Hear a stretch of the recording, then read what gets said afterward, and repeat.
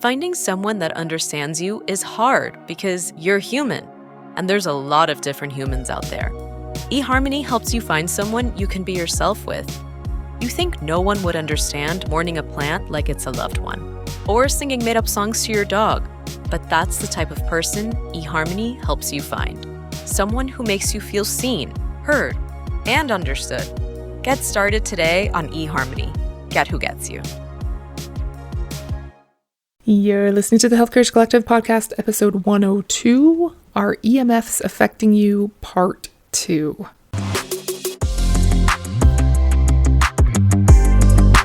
Welcome to the Health Courage Collective podcast, the show for women who are too busy to slog through hours of generalized, inapplicable, and often contradictory health information, but too smart to ignore that a few minutes of focused attention now can prevent years of suffering in the future. I'm your host, Christina Hackett, a pharmacist who doesn't want you to live on prescriptions, a certified coach specifically trained to maximize your potential, and a compulsive learner obsessed with preventative, cutting-edge, holistic, and integrative medicine. I'm on a mission to increase your physical and mental resilience so you can fearlessly look forward to your next 40-plus limitless years. Your time is now. Let's go. Hi there, and welcome to another episode. Thank you so much for being here today. Last week, we decided to kind of stop in the middle because it was getting kind of long talking about EMFs. So today we're going to finish up that episode, and we have a lot more interesting stuff to talk about. So if you missed it, go back and listen to it. EMFs are electromagnetic fields. Some people call it electropollution or electrosmog. We talked about how our bodies are electrical and they can pick up on the electromagnetic radiation of all of our electronic devices in our environment. And how the main point of thinking about all this is that when your body does pick up on electrical signals, it can be this super low level but constant stress on your body. And adding chronic stress can make you less resilient in your life. So if there are simple and easy things that we can do to decrease that exposure to the electromagnetic fields and decrease the stress on our body, then that will make us more resilient. We talked about all the different electronic devices and their placement relative to our body and how we can tweak some of those things like really easily.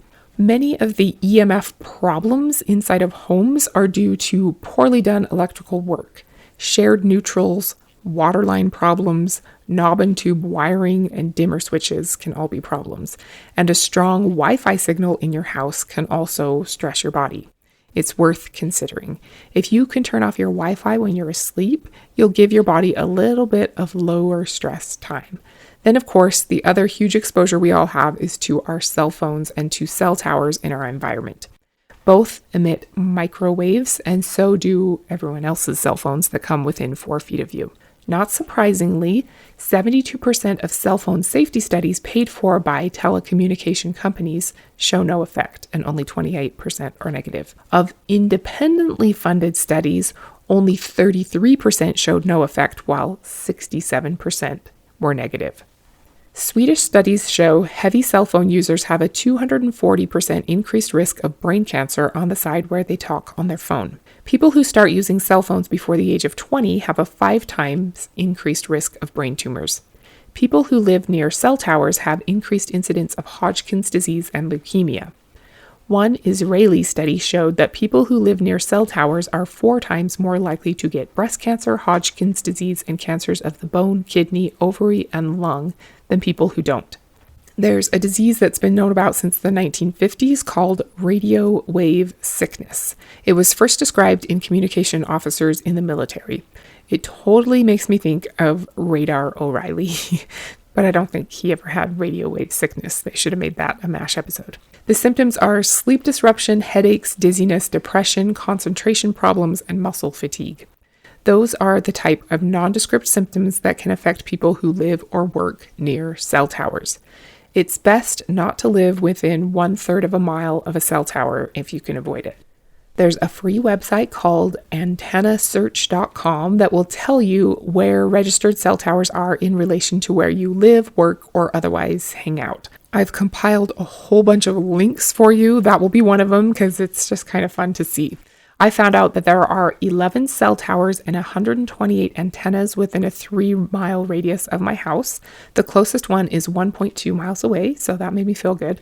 There are 135 towers and 440 antennas within 3 miles of my one job, and 114 towers and 1,165 antennas within 3 miles of my other job.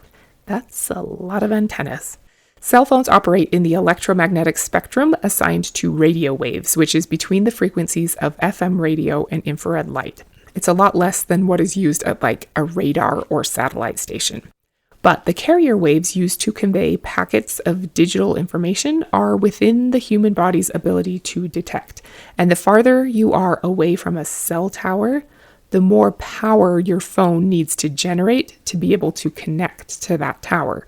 So your phone puts out a stronger radio wave when it has to work harder to connect to a tower. It also has to work harder when you're moving at high speeds because it's continuously searching for and connecting to the next tower as you travel. And using it inside a car exposes you to higher EMF because the waves kind of bounce around like they're inside an echo chamber. Also, the radio signal is stronger while it's trying to connect than after the call is connected. So at the very least, you could keep the phone away from your head while it's dialing and not bring it up to your ear till after you hear someone say hello. The best thing you can do about your cell phone is to keep it 4 feet away from your body or more as often as possible. Don't sleep with it near your body for sure. Keep it in your purse instead of your pocket if possible. Don't hold it up to your head when you talk. I know these all kind of sound like things that weirdos do, but I do think you can lower the amount of stress on your body by doing the easy and simple thing of not having your cell phone directly on your person when not absolutely necessary. When it's time to get a new phone, you can check the SAR rating before you decide which one to buy, or if you're just curious about the one you already have. SAR stands for Specific Absorption Rate, which is a measure of the maximum energy absorbed by human body tissue. It's supposed to be listed in your instruction manual, and you can also find it at fcc.gov/cgb/SAR or www.ewg.org. I'll put those 2 links on the resource page too. There's a lot of info out there about SAR ratings and what each level means, but just know that the lower the better. I'm going to have tons of resources available for you if you want to dive deeper into any of these. I do think it's worth your time to protect yourself and your ability to be resilient. Why add stress that your body has to figure out how to deal with if you don't have to?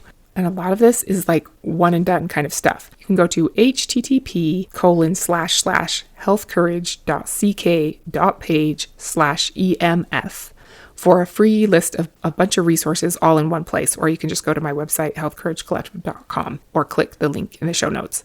Okay, so the last big exposure we'll mention is medical imaging. It seems obvious that you don't want to just go around getting x-rays willy-nilly, but half of the average American's radiation exposure comes from medical imaging. And we have the world's highest per-person imaging rate, much of which is actually unnecessary.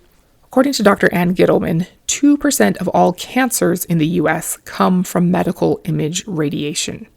That's 1 out of 50 cancers. So it's important to work with your doctor to understand the necessity of the X-ray, CAT scan, or MRI, or whatever they're ordering before you agree to do it. Some tests are essential and life-saving, and you should definitely do them. But if it's not 100% necessary, there might be other alternatives or ways to rule things out. It can be kind of a fine line to resist what your doctor is recommending in a nice but firm way and try to work together to find a solution that feels good to both of you. But it is worth your time and awkwardness to keep your lifetime radiation exposure as low as possible. Ann Gittleman has a recipe for a therapeutic bath that she recommends taking if you can't avoid having to be exposed to radiation or EMF. So I'll put that recipe on the resource sheet too. Oh, I know I said that was the last hazard we were going to talk about, but one more thing, sorry. Most soils contain a little bit of uranium, and uranium's natural decay gives off a naturally radioactive gas called radon. The gas can seep out of the soil and into the cracks in the foundation of your home and start to build up inside your house. Radon is invisible and completely odorless, and the only way you can know if you have it in your house is to test for it. Some people think that the highest radiation exposure of your lifetime is from the radon in your home. Could be true, depending on your level. Lots of people don't have much radon at all. Radon is well established as the number 2 cause of lung cancer after smoking. And if you smoke and have radon in your house, you're really in for trouble. You can get a home test or have someone come do a radon test for you. Before we finished our basement, we did a home test and it was high. So we called a mitigation company and they did a more extensive test, which ended up with the exact same results. So we had a mitigation system installed that sucks the air out from under our foundation and blows it up and away from the top of our house. Mitigation is proven to be extremely effective. We tested afterward just for fun because we like experiments, and the level was way below the safe threshold afterward. You want your radon level less than 4. Just to give you an idea, if your level is 20, 36 of every 1,000 people exposed to that level would get lung cancer. If it's 4, 7 out of 1,000 people would get lung cancer. Less than that if less than 4. I don't remember for sure, but I want to say ours was like 15 or something before mitigation and 1.2 after or something. I could be making that up. Memories are not always accurate. We don't really know all of the effects of all of this electropollution on our health, unfortunately, but we do know that certain types of radiation cause cancer and that low-level exposure to all of our electronic devices, appliances, cell phones, Wi-Fi, power lines, and cell towers does affect our body. Electrosmog interrupts your nervous system, pushing you ever so slightly out of parasympathetic, which is the rest and digest, and a bit into sympathetic, which is fight or flight, which raises your cortisol. Having chronically high cortisol levels raises your blood sugar, decreases your immune system, increases your risk of cancer and autoimmune disease, disturbs your sleep cycles, and tons of other bad stuff. And electropollution can cause your body to have to do more cleanup with glutathione, your master antioxidant. So an important strategy, in addition to reducing your exposure to the point that you reasonably can, is to make sure you have enough glutathione building blocks and do the other things to manage your cortisol levels. I can help you come up with an intelligent and non-overwhelming plan to do this. N-acetylcysteine is a great supplement to help your body be able to make more glutathione.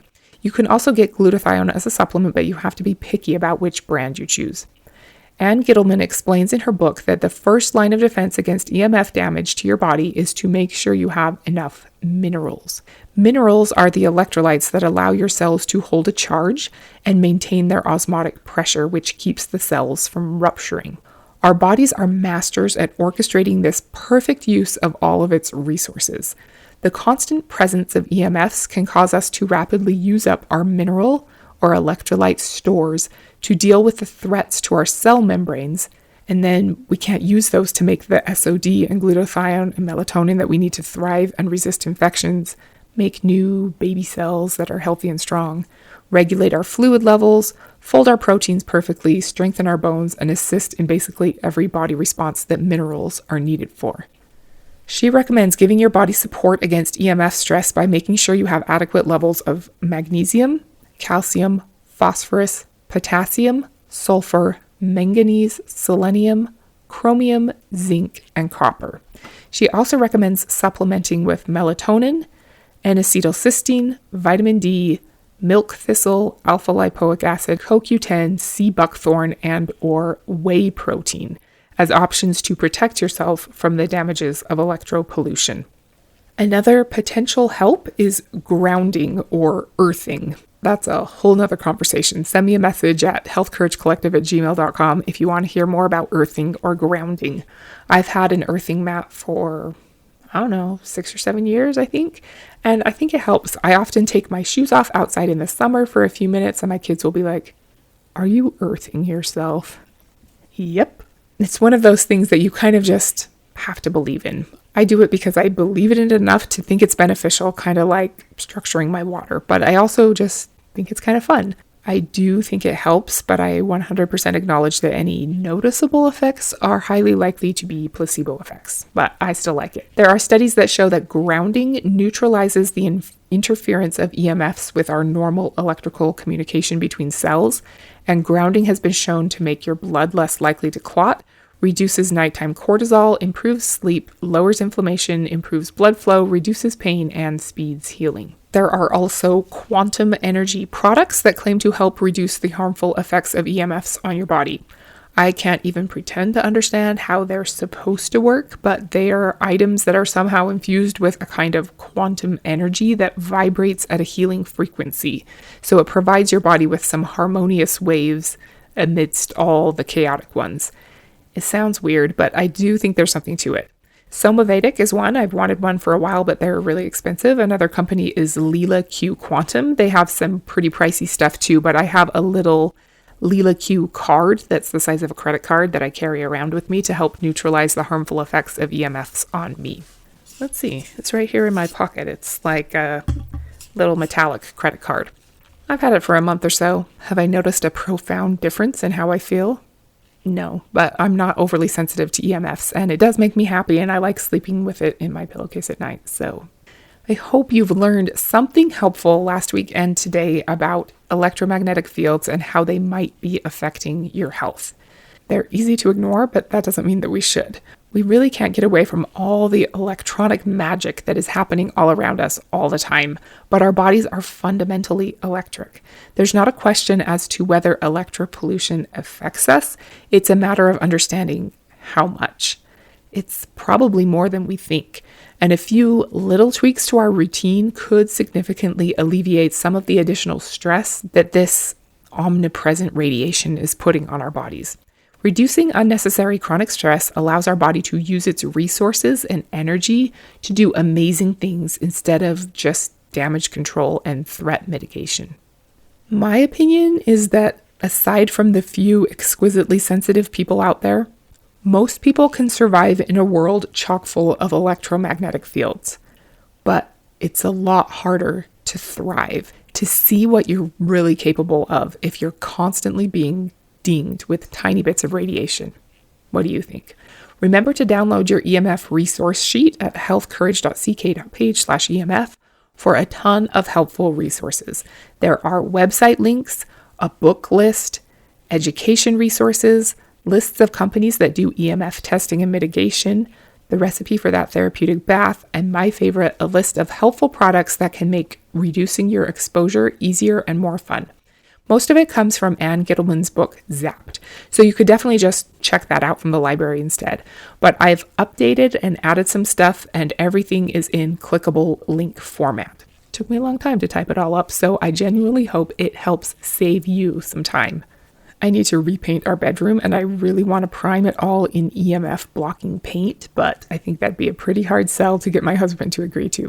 Plus, I can see the disadvantages of not having Wi-Fi in there, but I still love the idea. There are also all kinds of canopy mesh fabric, so you could mosquito net yourself in if you had a canopy or 4-poster bed, which I don't. Anyhow, it's just fun to look around. They have lots of great shielding options that I never would have thought of, and the clothing is all modeled on creepy looking mannequins, so that makes it fun. I decided to buy a little pad that I'm going to put under my laptop while I work and some fabric to put inside my duvet cover as a shielding blanket while I sleep, just to get started. I hope you've discovered or recommitted to an easy idea you can implement to protect your electric body from the constant stress of electromagnetic fields. Maybe it's not using your cell phone as an alarm clock, keeping it out of your bedroom, unplugging electrical devices and appliances when they're not in use, keeping your phone out of your pocket more often, or ironing a shield into your pocket if you can't, stepping away from the microwave while it's running, putting a timer on your Wi-Fi router so it turns off while you're asleep, shielding your lap from your laptop, saying no to an optional medical imaging test, testing your electropollution level, or testing your house for radon. As always, don't make it overwhelming. Little things do matter. Your low-level stress levels matter. Remember to download your free EMF resource guide for all of the non-overwhelming electropollution exploring that you'll want to do. Thank you so much for your attention today and last week. You are so awesome. Next week, we're going to talk about how improv skills can make your life better. Until then, put a little more distance between you and your electronics and don't be normal. Thank you so much for tuning into the Health Courage Collective podcast. I am truly honored that you have paid me the enormous compliment of your time and attention. I would be so grateful if you would share this podcast with someone you know and subscribe so you never miss an episode. This podcast is for entertainment and information purposes only. Statements and views on this podcast are not medical advice. This podcast, including Christina Hackett and producers, disclaim responsibility for any possible adverse events by use of information contained herein. If you think you have a medical problem, consult a licensed physician. Finding someone that understands you is hard because you're human, and there's a lot of different humans out there. eHarmony helps you find someone you can be yourself with. You think no one would understand mourning a plant like it's a loved one, or singing made-up songs to your dog, but that's the type of person eHarmony helps you find. Someone who makes you feel seen, heard, and understood. Get started today on eHarmony. Get who gets you.